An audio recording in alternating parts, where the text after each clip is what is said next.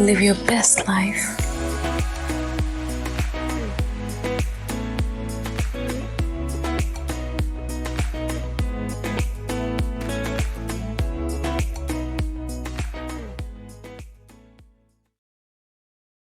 So today I want to show you a clip from the Know Thyself podcast. It's episode 21. Andre Duqum, the host of Know Thyself, has Sahara Rose on, and she just has some incredible things to say. And my favorite thing here is the clip where she talks about Dharma, Karma, and Kriya.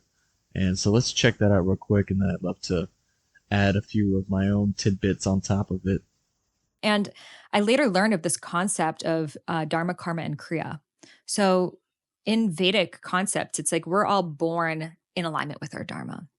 And I like to think of it like a highway, and Dharma's at the end of the highway. And you're going down this highway, you're on cruise control, you're in your full truth. But then off this highway are exits. And these exits are like, hey, you'll make more money doing this, or your parents will be more proud of you if you do that, or everyone in your school does this, or everyone in your town does that. And they're taking us off track. And sometimes we do go off this track, and the universe responds to us. First, tap, tap, tap. You're feeling anxious, something's feeling off. Most of us, we don't pay attention. We keep going. And then it's punch, punch, punch. Like maybe you're having panic attacks. Maybe you're, really hitting roadblocks. But again, we think life's tough, get a helmet, keep going. And then it might have to be as huge as a collision or an on your knees moment or something that you have no choice but to turn around. And for some people, they still don't. And that's living in karma. And karma is not out to get you, but really it's like the barricades on the highway to keep you in alignment with your dharma. It's because life is not meant to be a series of unfortunate events that always sucks and every day keeps getting harder. If you're feeling that way, that just means you're off track. And it's the universe response to push you in the direction of flow where it does feel good.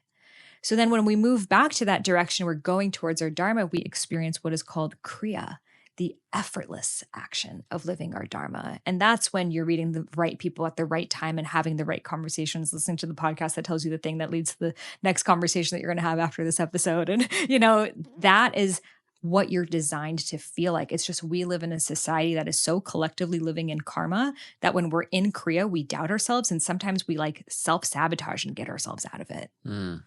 Oh, man. What an explanation. I mean, she really broke that down so perfectly. I don't even think that I could say it any better, but I do want to add on to it with, just everyone thinks of karma as this thing that's trying to come and get you, like she said, and it's really not. It's a navigation tool. It's guidance to show us that we're not on the right path.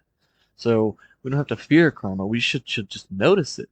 Even the taps will be nice. We don't have to wait for the punch or the giant crash of our lives to see that we're heading in the wrong direction. It doesn't feel right because our emotions are that guidance as well. The emotion and the feeling within that tells us that we're making a choice that doesn't align with us, or even thinking in ways that don't align with us. This happens constantly. We constantly have this guidance system of our emotions and our feelings that are telling us this is aligned, this is not. This is dharma, this is karma. And so we don't have to see karma as this super negative thing. It's just showing us, hey, that's not quite the way that you want to go. It's not what you were meant to do. It's not your purpose. It's like she was saying, like, oh, well, I could make more money doing this. Well, yeah, but are you going to be happy? Was that your purpose? No, it wasn't. There's no joy in that job or that career.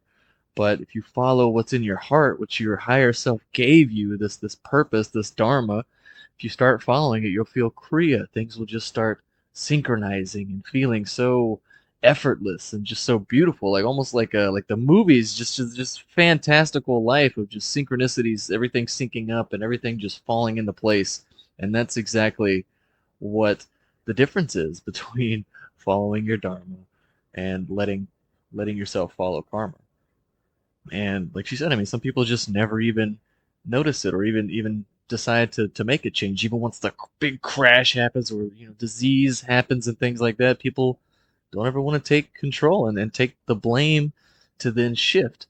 Taking your own blame of everything I mean, you don't have to like blame yourself to the point where you're beating yourself down, but you have to understand that you are at the center of all of your problems, and you manifest every single thing that's in your life, the good and the bad. And so, as soon as we blame other people and we blame the world and we blame circumstances, then we give away our power to those people and those situations and circumstances, and we're just giving up. We're giving up that power. They're like, well, if we blame something or someone else, then that means that we can't change it. But if we take back the power, if we blame ourselves, like I said, not in a negative way, just take back responsibility. You don't have to take the blame. Just take responsibility. Know that you can change it. All of your problems you can change. Every decision that you've made led you here. And some of those decisions led to greatness and some good things in your life, and other decisions haven't. You've gone on a karma route with some things, but notice that by your feelings and your emotions, and then shift it. Not with, you don't have to beat yourself up or continue to blame other things or whatever. Just notice it. Just know, hey, this doesn't feel right. So, you don't have to be so crazy with the shift and like to make this dramatic change in your life. You don't have to do it that way.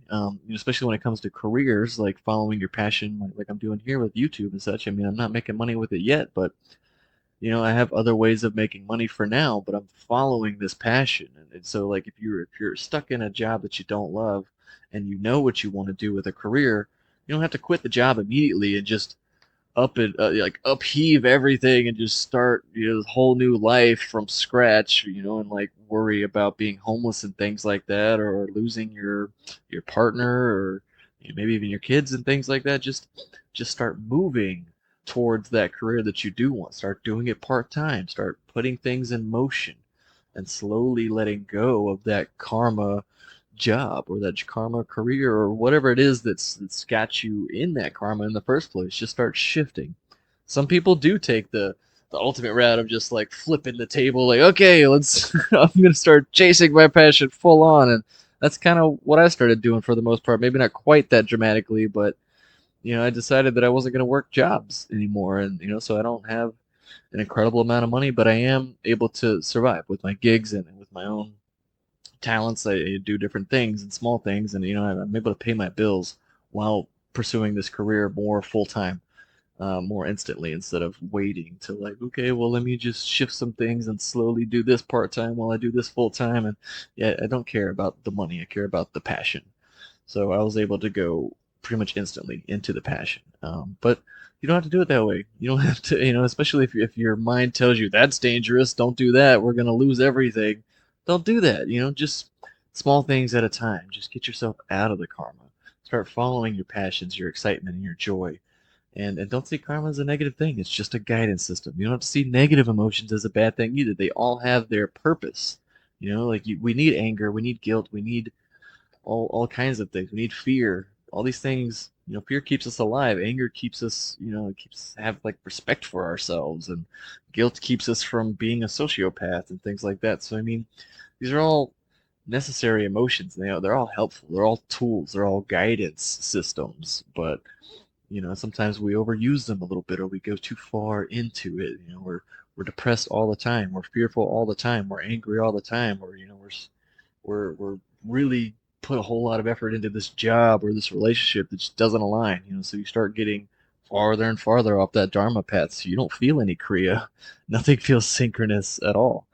But as you shift yourself back, you will start to feel that Kriya again. So that's what I advise. There's many different ways to do it. I mean, meditation is a wonderful tool to help you find what aligns and to start getting out of the old programs and such.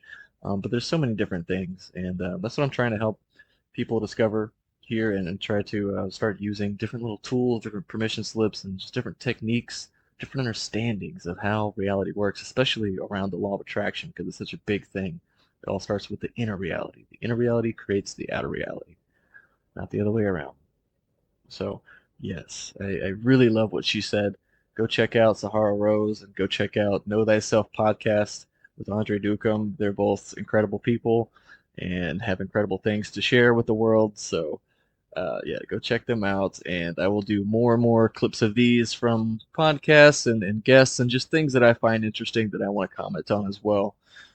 So, yeah, thank you for tuning in, and we'll see you next time in the next video. Live your best life. Thank you with all of my heart for watching. Subscribe to explore more spiritual techniques, inspiring interviews, and powerful meditations. Let's grow together. I'll see you next time.